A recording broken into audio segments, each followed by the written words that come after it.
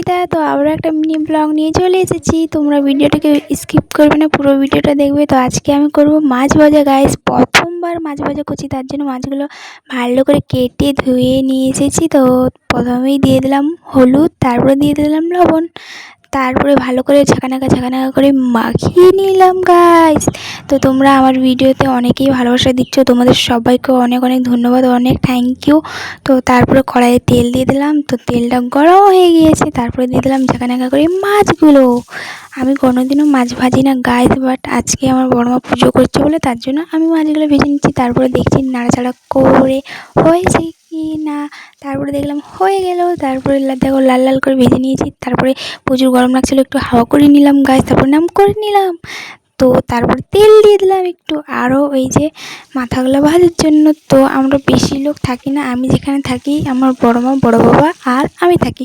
তো অল্প কটাই মাছ নিয়েছিলাম। তারপরে এই দেখো ভাজা কমপ্লিট। তোমরা খাবে তো চলে এসো গাইস, আর তোমরা জলদি জলদি করে সাবস্ক্রাইব করে দেও। Bye, love you.